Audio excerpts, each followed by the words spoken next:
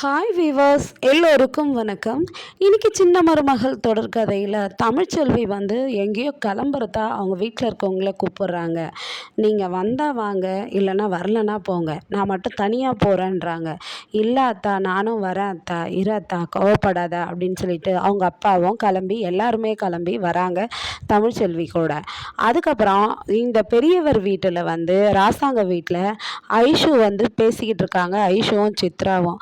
என்ன சித்ரா சொல்கிறாங்க, என்ன ஐஷு நைட்டெல்லாம் தூக்கம் இல்லையா, கண்ணெல்லாம் செவந்திருக்குது, சேது மாமா உங்ககிட்ட எப்படி நடந்துக்கிறாரு, ரொம்ப சந்தோஷமாக இருக்கீங்கல்ல அப்படின்னு சொல்லி கேட்குறாங்க. அதுக்கு ஐஷு சொல்கிறாங்க, எங்கே சித்ரா, மாமா வந்து என்கிட்ட பேசவே இல்லை, நானும் அவரும் பேசிக்கிறதே இல்லை, என்னுடைய ஆசைலாம் நடக்குமா நடக்காதானே தெரியல, தூங்காமல் இருந்து கண்ணு செவந்திருக்கிறது வந்து நைட்டெல்லாம் குழந்த அழுதுகிட்டே இருந்தான், அதனால் விடிய விடிய அவனை கண்ணு முழிச்சு பார்த்ததுனால இது மாதிரி கண்ணெல்லாம் செவந்திருக்கு அப்படின்றாங்க.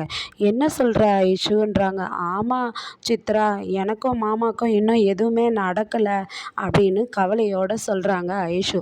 அதுக்கப்புறமா வந்து என்ன பண்ணுறாங்கன்னா, தமிழ்ச்செல்வி வந்து பஞ்சாயத்து கோயிலுக்கு வந்துடுறாங்க. அந்த ஊருக்கு வந்ததுமே அந்த பஞ்சாயத்து மணியை அடிக்கிறாங்க. ஐயோ, எதுக்கு இவ பஞ்சாயத்து மணியை அடிக்கிறான்னு தெரியலையே, தமிழ் எதுக்காகம்மா பஞ்சாயத்து மணியை அடிக்கிற அப்படின்னு சொல்லி அவங்க அப்பா கேட்குறாரு. அதுக்கு வந்து தமிழ்ச்செல்வி சொல்கிறாங்க, இந்த ஊரில் வந்து நான் பிராது கொடுக்கணும், அதனால் வந்து பஞ்சாயத்தை கூட்டுங்க அப்படின்னு சொல்லிட்டு பஞ்சாயத்து தலைவரெல்லாம் வர சொல்லுங்கன்றாங்க. அந்த மணி அடிக்கிற சத்தத்தை கேட்டு ஊர் பஞ்சாயத்து தலைவர்லாம் வந்துடுறாங்க. எதுக்காகம்மா இப்போது இது மாதிரி நீ பஞ்சாயத்து மணி அடிச்சிருக்க அப்படின்னதும், இந்த ஊரில் எனக்கு ஒரு நியாயம் கிடைக்கணும், எனக்கு வந்து குழந்த பிறந்தது, 2 குழந்த பிறந்தது, அதில் ஒரு குழந்தைய பெரியவங்க வீட்டுக்கு தூக்கிட்டு போயிட்டாங்க என் விருப்பம் இல்லாமல், அதனால் பெரியவங்க மேலே நான் பிராது கொடுக்கறதுக்காக வந்திருக்கேன் அப்படின்னு சொல்கிறாங்க. என்னது பெரியவங்க வீட்டு மேலேயா அப்படின்னு சொல்லிட்டு, என்ன இவ தமிழ்ச்செல்வி இப்படியெல்லாம் பண்ணுறாளேன்னு சொல்லிட்டு அவங்க அம்மாவும் அவங்க அப்பாவும் பேசிக்கிறாங்க.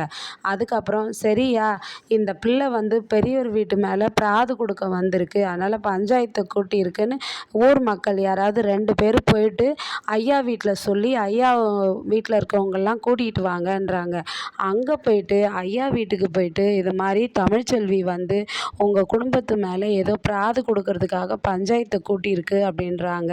குழந்தை வந்து அவங்களுக்கு சேரணுன்றதுக்காக அந்த பஞ்சாயத்தை கூட்டியிருக்கு அப்படின்னு சொல்லவோ, சேது என்ன சொல்கிறாருன்னா, பஞ்சாயத்துக்கெல்லாம் நாங்கள்லாம் வர முடியாது, இது என்னுடைய குழந்தை, நான் தான் வச்சுப்பேன், 2 குழந்தை பிறந்தது, அதில் ஒரு குழந்தை அவகிட்ட இருக்குது, இன்னொரு குழந்தை என்கிட்ட இருக்குதுன்றாரு.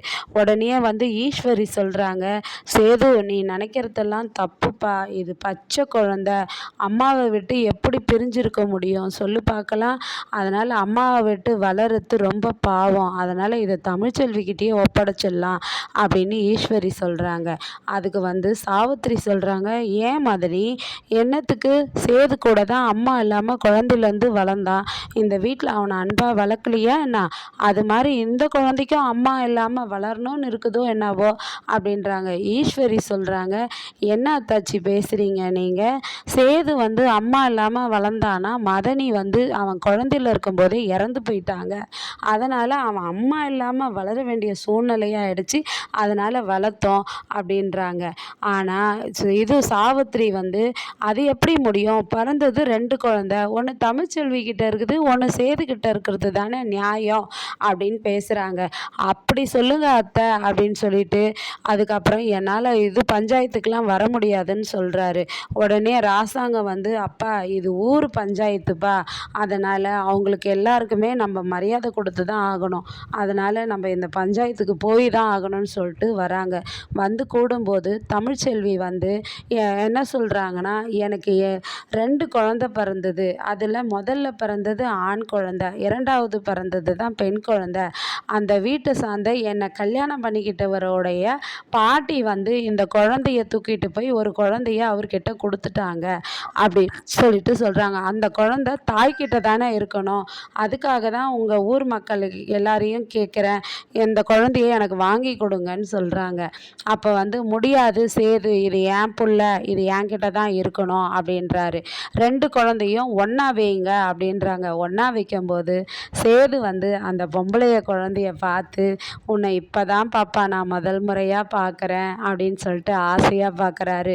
ஆனால் தமிழ்ச்செல்வியும் உன்னை இப்போதான்யா நான் முதல் முறையாக அம்மா பார்க்குறேன் அப்படின்னு தமிழ்ச்செல்வியும் அந்த ஆண் குழந்தைய பார்க்குறாங்க. பார்க்கும்போது 2 பேருக்கும் ஒருத்தருக்கு ஒருத்தர் மனசு கஷ்டமாகவும் ஆகுது. அப்போ வந்து என்ன சொல்கிறாங்கன்னா, தமிழ்ச்செல்வி வந்து எனக்கு குழந்தைய மீட்டு கொடுங்கன்னு கேட்குறாங்க.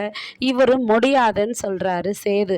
அப்போ தமிழ்ச்செல்வி சொல்கிறாங்க, எனக்கு பிறக்க இருக்கிறது ரெட்டை குழந்தைன்னு இவருக்கு ஏற்கனவே தெரியும்ல. அப்போ ஒரு குழந்தை பிரசவம் ஆயிடுச்சு. அப்போ இன்னொரு குழந்தை பிறக்கணும்னு சொல்லிட்டு இவர் வெயிட் பண்ணியிருக்கணும்ல. குழந்தை நல்லபடியாக பிறந்துருச்சான்னு இவர் பார்த்துருந்து நல்லா இருக்காங்களான்னு தானே இவர் வந்திருக்கணும். அதை விட்டுட்டு ஒரு குழந்தை பிறந்த உடனேயே இவர் கல்யாணத்துக்கு இவருடைய கல்யாணம் தாலி கட்டிக்கிறதுக்காக மேடையில் ஒரு பொண்ணு காத்திருக்குதுன்னதும் அவசர அவசரமாக வந்து இவர் தாலி கட்டினாரா இல்லையான்னு இவர் மனசாட்சியை தொட்டு சொல்லுங்க. அப்புறம் எப்படி அப்படியெல்லாம் பண்ணிட்டு இப்போ வந்து குழந்தைன்னு உரிமை கொண்டாடினா என்ன அர்த்தம் அப்படின்னு சொல்லி தமிழ்ச்செல்வி கேட்குறாங்க.